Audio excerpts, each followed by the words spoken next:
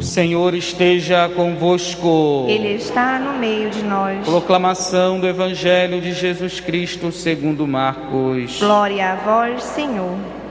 Naquele tempo, Jesus subiu ao monte e chamou os que ele quis, e foram até ele. Então Jesus designou 12 para que ficassem com ele e para enviá-los a pregar, com autoridade para expulsar os demônios. Designou, pois, os 12, Simão, a quem deu o nome de Pedro, Tiago e João, filhos de Zebedeu, aos quais deu o nome de Boanerges, que quer dizer filhos do trovão, André, Filipe, Bartolomeu, Mateus, Tomé, Tiago, filho de Alfeu, Tadeu, Simão, o cananeu, e Judas Iscariotes, aquele que depois o traiu. Palavra da salvação. Glória a vós, Senhor. Aleluia, aleluia, aleluia, aleluia, aleluia, aleluia, aleluia, aleluia. Queridos irmãos e irmãs presentes aqui na Basílica Santuário da Virgem Mãe de Nazaré, irmãos e irmãs que acompanham a nossa transmissão através da Rede Vida de televisão, o canal da família.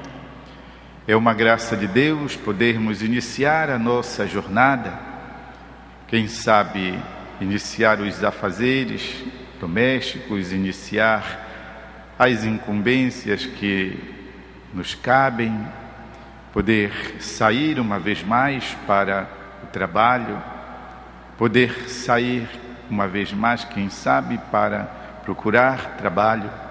Uma graça de Deus podermos então iniciar o nosso dia participando da Santa Missa, escutando a Santa Missa, vendo-a pela televisão, que é também uma graça muito grande de Deus que Ele nos concede à nossa igreja. E podermos assim fortalecer-nos na fé, na esperança e no amor. Hoje a palavra de Deus, nas suas 3 lições, a primeira leitura, o Salmo e o Evangelho, nos falam disso, da oportunidade de nos fortalecermos nestas virtudes divinas. Por isso são chamadas de virtudes teologais.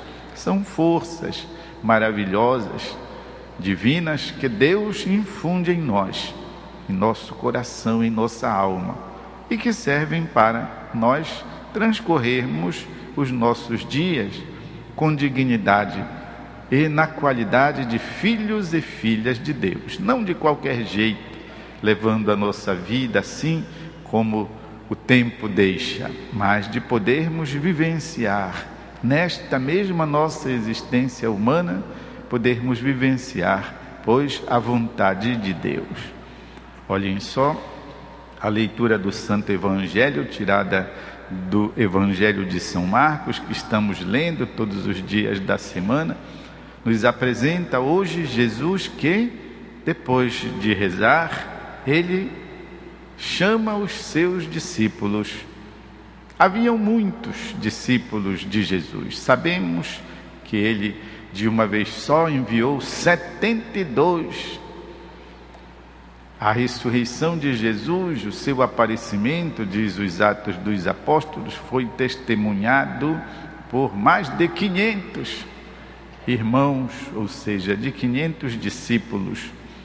Mas ele constitui um grupo escolhido exatamente com a finalidade da responsabilidade da obra.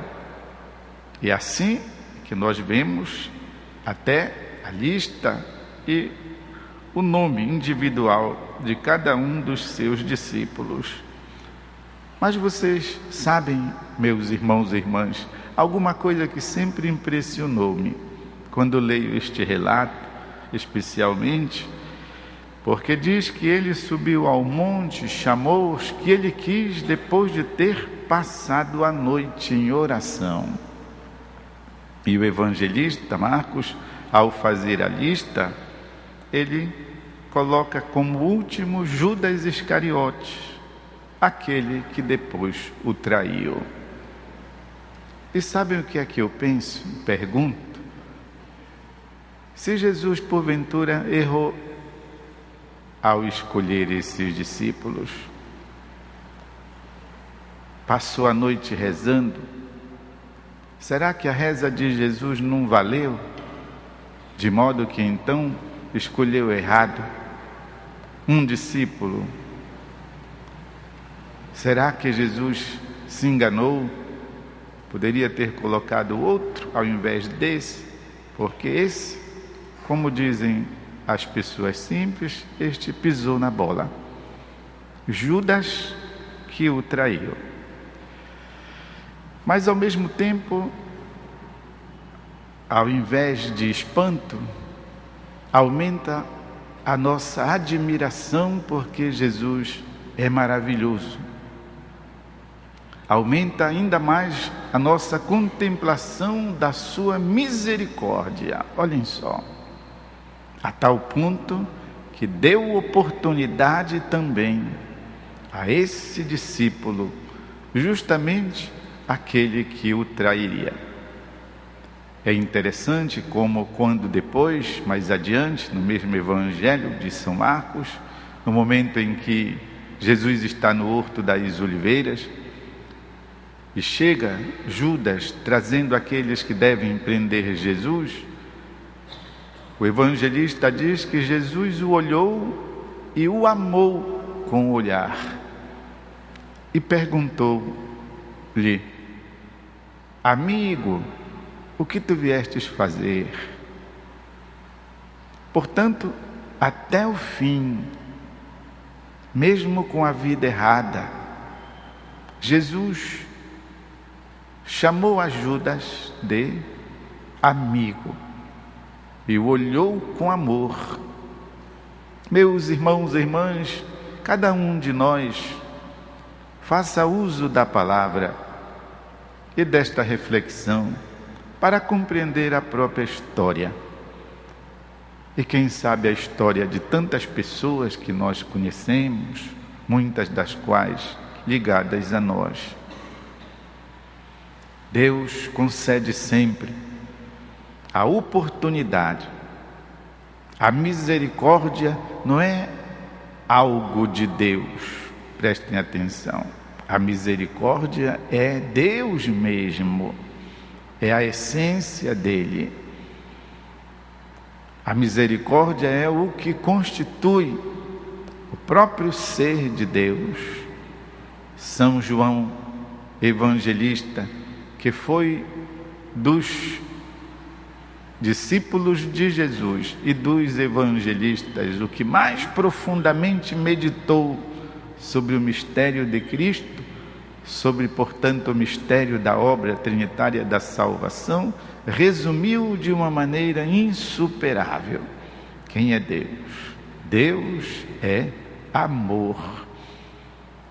Poderia também dizer: Deus é o amor.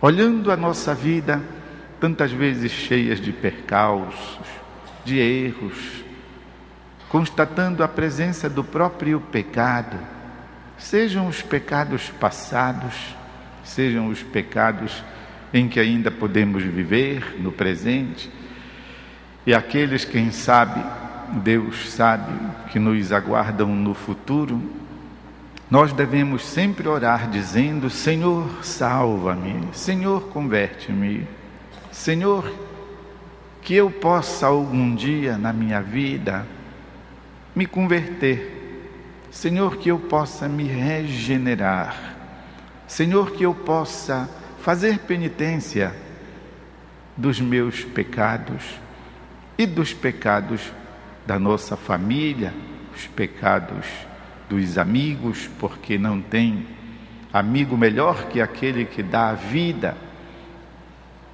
pelo seu próprio amigo de Jesus. Oferecer, Senhor, que eu possa fazer penitência pelos meus amigos, pelos meus familiares, e que não morramos assim, que a Tua conversão, o Teu amor, a Tua misericórdia nos alcance, nos purifique, nos converta, nos recrie antes de morrermos, para assim merecermos o Teu amor, a Tua escolha, merecermos o santo batismo, merecermos a fé que um dia nos destes, merecer a condição da nossa filiação divina. São João que diz: filhinhos, desde já nós somos filhos de Deus, mas ainda não se mostrou tudo, ainda não se manifestou tudo. Muita água ainda tem para rolar debaixo da ponte, e Deus revelará de uma maneira plena aquilo que nós somos, filhos e filhas de Deus. Ainda temos que peregrinar neste mundo de meu Deus, ainda temos que vivenciar quem sabe quantas situações, muitas até desagradáveis, outras que escapam completamente ao nosso domínio. Quem sabe até podemos trair a Deus como Judas, mas nós desde já possuímos este estatuto, esta certeza, esta garantia: somos filhos de Deus. Por isso, queridos irmãos e irmãs, assim como para Judas, Deus não errou não conosco ao nos chamar para sermos seus filhos e filhas, e mais que tudo, para termos a vida eterna. Vamos fazer um instante de silêncio para que a palavra de Deus possa ecoar profundamente em nossa alma.